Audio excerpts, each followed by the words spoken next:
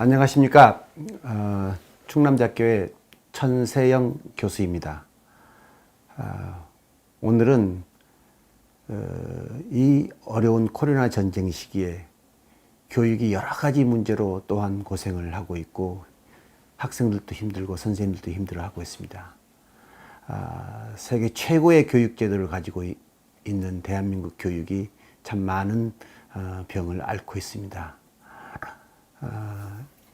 최근 코로나 전쟁 과정에서 한국의 의료 제도가 정말 세계 최고임을 보여주고 있습니다. 아마 교육 제도도 그런 그 위대함을 가지고 있었고 그것이 오늘날의 기적도 이루었습니다.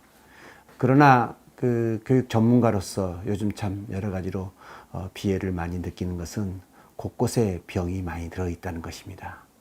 이 전쟁을 겪으면서 여러 문제들을 좀 짚어보고 있는데요. 오늘은 그 거짓과 진실이 싸우고 있는 이 대한민국의 교육 현장에서 특별히 사학의 자유, 사학이 받고 있는 탄압, 더군다나 이번 정부 들어와서 유독 그 심해진 사학 탄압의 문제에 대해서 좀 이야기를 좀 해보려고 합니다. 사실상 공교육과 사교육에 대한 그 해묵은 논쟁들이 있고 언뜻 보기에 듣기에 공교육은 선한 것이고 사교육은 악한 것이다. 더 나아가서 이게 확대돼 가지고 마치 공립학교는 굉장히 정의롭고 바르고 효과적으로 운영되고 있는 반면 사립학교는 온갖 비리 덩어리에 아주 그냥 나쁜 짓은 골라서만 하는, 곧 없어져야 될 만한 그런 집단으로 매도당하는 경우를 특히 최근에 들어와서 아주 많이 보고 있습니다. 늘 이제 정부 때마다 이 문제가 늘 항상 이슈였는데, 이번 문재인 정부 들어와서는 유독 또 그러한 것 같습니다. 그러나 교육학자로서 보기에 이건 대단히 뭔가 잘못되어 있는 것이고, 특히 한국 교육의 독특한 그 기적의 비밀이라는 관점에서 볼 때는 더욱더 그러한 것입니다. 저는 감히 말하건대 사교육이 오히려 교육의 원형이다 이렇게 말을 하고 싶습니다. 여기서 말하는 사교육이라고 하는 것은 국가나 관이 하는 그 관제 교육보다는 선생님이 동네에다가 자기만의 서당을 열고 그리고 동네의 인재를 모아서 또 나라의 인재를 모아서 가르치려고 했던 그 사교육이 오히려 교육의 원형이고 그러한 자유로운 교육을 향한 인류의 여러 가지 그 지혜와 때로는 투쟁들이 모아져서 오늘날 문명을 이루었고 그것이 또한 대한민국 교육사에서도 아주 드러나는 면모였다. 저는 감히 그렇게 말을 합니다. 그것은 공자께서 보여주신 가르침과 공자의 서당에서 보여진 바 있고 또한 부처님 또한 수많은 제자들과 함께 교육을 했고 소크라테스와 예수 또한 마찬가지였습니다. 당시 요즘 같은 관점에서 보면은 국가교육, 관제교육 제도하고는 전혀 딴판인 하나의 혁명적이면서도 진보적인 교육의 양상들이었죠. 우리는 이거를 교육의 자유를 위한 인류의 지난한 여정이라고 이렇게 생각을 해봅니다. 사학 혹은 사학이라고 하는 것은 이제 사립학교를 줄여서 사학이라고 하는데요. 이때 학이라고 할 때는 그러니까 학교의 학자를 말하는 겁니다. 그러니까 교육이라고 하는 것은 집에서도 이루어질 수도 있고 뭐 자연에서도 이루어질 수 있는데 그것을 인류가 제도로 만들어 놓았고 그 제도에 이름을 이르길 우리가 학교라고 이름을 합니다. 물론 학교라고 하는 이름이 생긴 것은 우리 대한민국의 역사에서는 한 100여 년 남짓한 역사이고 조선시대에 가끔 이제 학교라는 말을 쓰기도 했었습니다. 그러나 뭐 서양에서는 아카데미니 혹은 리세니 혹은 유니버시티니 대학이니 이런 말로 쓰고 있죠. 그러나 통칭해서 학교가 교육제도의 어떤 그 대표적인 용어입니다. 그러므로 사학이라고 하는 말은 국가교육제도가 아닌 공립교육제도가 아닌 민간이 운영하는 사립학교라는 뜻의 준말이죠. 아까 말했듯이 사학이 교육의 원형이라고 그랬을 때 인류의 위대한 네 스승 공자, 부처, 소크라테스, 예수께서 하셨던 그 교육 제도가 사교육이라고 그러면 아직 그분들은 제도화까지는 아직 못 갔었죠. 그리고 이제 그것이 역사가 발전하면서 각 나라마다 그 교육 제도가 있었고, 제가 감히 말씀드리건데 교육 제도에 관해서는 조선이라는 나라가 아마 인류사에서 가장 체계적이고 그 종합적이면서도 아주 합리적인 그리고 효과적인 교육 제도를 가졌었습니다. 여러분들이 알다시피 서원이라든지 향교라고 하는 것들이 그런 것이죠. 이때 향교는 오늘날로 말하면 공립학교인 것이고요. 서원은 오늘날로 말하면 사립학교인 것입니다. 그 위대한 이태계 선생이 했다는 소수서원이 우리나라 서원의 첫 번째라고 하죠. 그리고 한 200년쯤 지나서 조선 말에 여러분은 대원군의 그 서원철폐라는 걸 들어보셨을 것입니다. 이게 사학은 또 나름대로 또 이제 문제가 좀 있긴 있었어요. 파벌이 조성되고 학벌이 조성돼서 마치 오늘날 무슨 뭐 명문학교 뭐 타파 뭐 이런 움직임들이 당시 이제 조선 말에 서원철폐라는 운동으로 이루어졌는데, 그것이 가지고 있었던 그 부작용들도 어떻게 보면 조선의 멸망과도 또한 연결되어 있다고 저는 생각해 봅니다. 조선말 근대초로 들어오면서 조선의 관학은 거의 다 망했고, 서원 또한 이제 거의 유명무실해지면서, 물론 이제 이건 단순히 제도로서의 교육만이 아니고 교육 내용 또한 너무 올드하고 근대 사회와 맞지도 않고 세계 문명과 맞지도 않아서 이미 그 가치를 잃어버렸죠.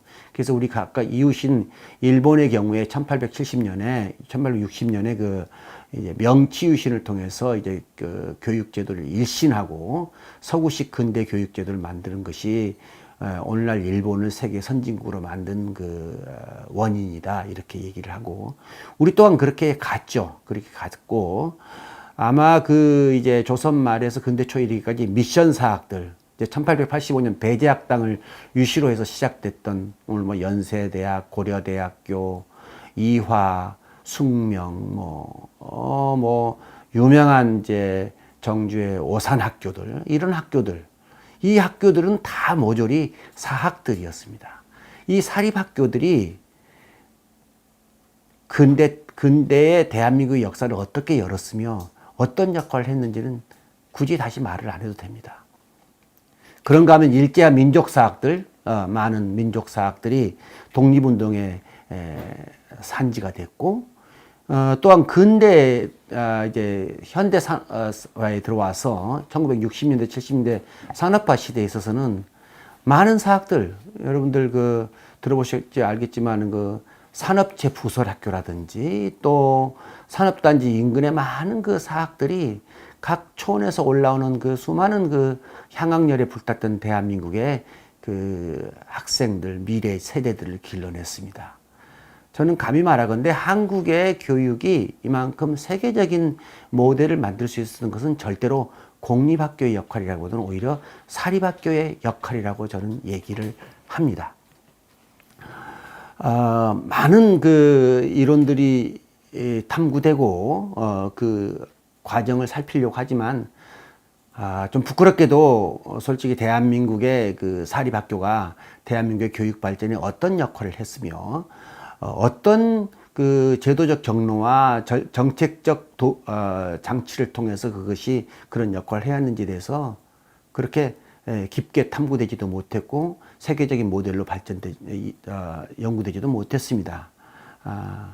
그런 여러 가지 설명 가운데서 제가 가장 중요하게 생각하는 설명 중에 하나는 사실은 1948년 건국과 함께 당시 초대 대통령이었던 이승만 대통령께서 과감하게 했던 농지개혁과 그 농지개혁의 한 과정에서 지주들이 생각 있는 지주들로 하여금 유경사업이라든가 교화, 학술 및 문화재단에 그 토지를 내놓을 경우에는 그것을 유예하는 형태, 유예라기보다는 다른 형태의 땅을 유지하게 하는 그런 그 농지개혁 정책을 썼던 것이 저는 감히 말하건대 대한민국 사립학교의 부흥의 가장 큰 원인이었다, 이유였다, 뭐 근원이었다, 이렇게 생각을 해봅니다. 지주들로 하여금 사립학교를 설립하도록 유도하고 그것이 유경산업으로 만들어졌고 또한 그런 분들은 그 지역의 유지로서 또 대한민국 건설자로서 알려져 있습니다. 아마 그 인천 김성수 씨가 그 뭐 우리가 알고 있다시피 그 고려대학을 투자를 했던 것을 생각을 해보면은 아마 쉽게 이해가 될 겁니다. 물론 이제 그 60년대, 70년대 많은 사학들도 마찬가지였고요.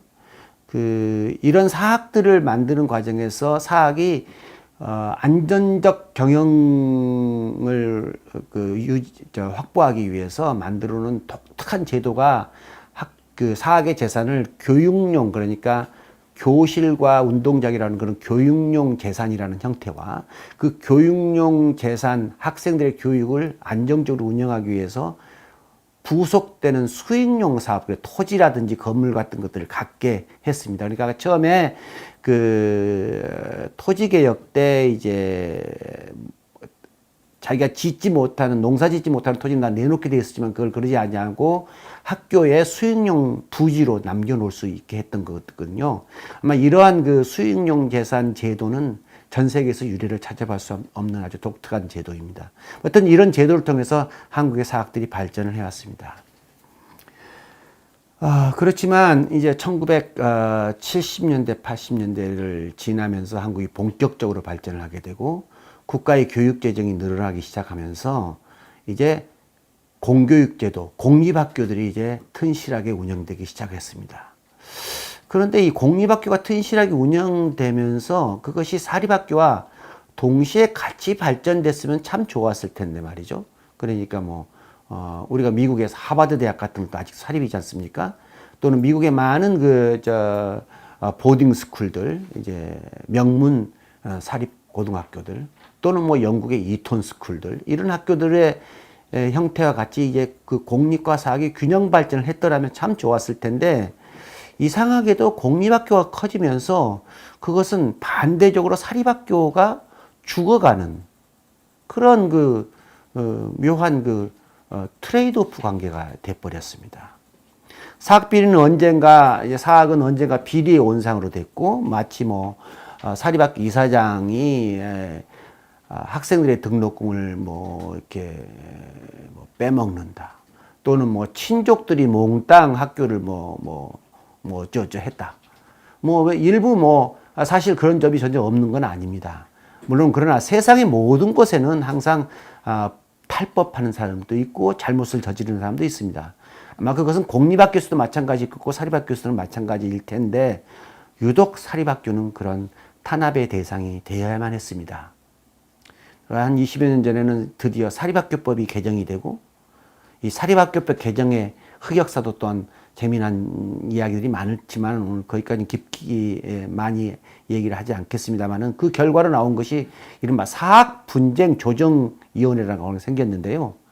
이를테면 사학이 무언가 분규에 시달려 가지고 사회적인 어떤 문제가 되면 교육부라기보다는 이제 국가의 힘으로 그냥 사학의 이사진을 그냥 그대로 관리이사라는 이름으로 그냥 점령해버리는, 거의 뺏어버리는 그런 형태가 이루어집니다. 글쎄요, 광주의 조선대학교 또는 인천의 인천대학교, 이런 대학들은 대표적으로 완전히 그 설립자들은 그냥 다 쫓겨나고 이제는 국립대학으로 또는 전혀 다른 형태의 사립대학으로 바뀌게 되기까지 했습니다. 이건 사립학교의 아주 태생적인 한계입니다. 그러니까 사립학교가 수익용 재산을 가지고 학교를 운영하게 했었던 이런 굉장히 독특한 형태의 경영 모델을 사학을 돈벌이 수단으로 삼는다는 식의 굴레를 만들었던 것이죠. 멍해를 씌운 것입니다.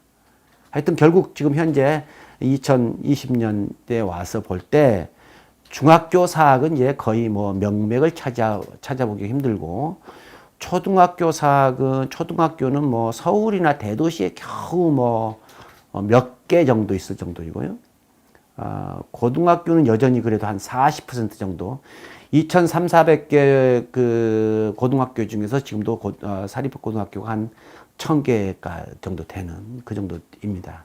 대학은 여러분이 알다시피 한 60~70%는 대부분이 사학이죠. 이렇게 그렇지만 이제 사학은 여러 가지 점에서 다 이제 재정도 부족하고 머지않아 금방 대학이 금방 문을 닫을 거라고 했을 때 그 학교들은 대부분 다 지방의 영세한 사립대학들이 되어갔습니다. 제가 근데 사학의 죽음, 저는 대한민국의 교육의 죽음, 이렇게 저는 일치를 가끔 시켜봅니다. 사학은 분명히 탄압받고 있습니다. 예. 저는 이제 국가 그 제도 중에서 사학분쟁조정위원회 같은 이러한 기구는 정말 하루빨리 없어져야 될 아주 무소불위의 아주 공수처와 같은 그런 아주 안 좋은 기구인 것 같습니다. 교육청은 느닷없이 가끔가다 감사에 서슬퍼런가를 휘둘러댑니다. 대체적으로는 회계 오류를 빌미로 삼습니다. 물론 회계는 잘못될 수도 있고 비리가 가끔 일부 있을 수도 있습니다. 그러나 그것을 빙자해서 학교를 완전히 빼앗아 버리려고 하는 것은 좋지 않습니다.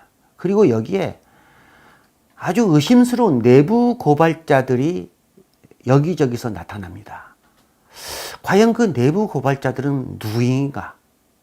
최근에 아주 힘 있는 교직단체하고 연결되어 있다든지 또는 어떤 정치적 세력과 연결되든지 이런 온갖 의문들이 생깁니다만은 마땅한 대변자들이 없다 보니까 불행하게도 이 사학들은 그냥 속으로만 끙끙이를 앓고 있습니다. 근데 또 재미난 것은 이상하게 이렇게 감사의 대상이 되고 비리 사학으로 몰리는 이 사학들은 묘하게 또 대체적으로 재정 자립도가 높은 사학들이 유독 그러합니다. 이것도 참 미스테리입니다.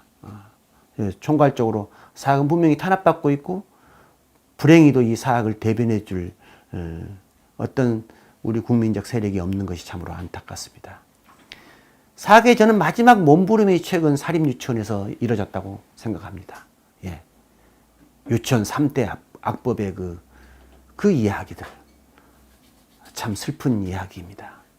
이 사학의 몸부림들, 이들을 우리가 눈여겨보지 못하고 깊이 있게 살피지 못한다면 대한민국 교육이 가지고 있는 그런 생동력, 그리고 우리만이 가지고 있는 비밀, 우리만이 가지고 있는 그런 그 특장점들은 다 사라질 거라고 생각하고 그것은 대한민국 교육이 말로 혹은 병들어가는 바로 그 모습이다. 그렇게 생각을 해봅니다. 우리는 코로나 전쟁을 지금 겪고 있습니다. 이 과정에서 모든 교육의 주체들이 싸우고 있습니다. 사학의 한 형태인 대한민국의 사립학원들은 또 코로나와 관련해서 아주 집중적인 지금 몰매의 대상이 될까 참 걱정이 또한 되고 있습니다. 자칫 학원을 또 옹호하는 자가 될 것 같아서 매우 조심스러우긴 하지만은 이 시기에 정말 교육의 자유가 또 사립학교의 자유가 학교의 자유가 보장받을 수 있는 그런 계기가 될 수 있는 그런 일이 좀 생겼으면 하는 바람에서 오늘 이런 얘기를 여러분과 함께 나눠봤습니다. 감사합니다.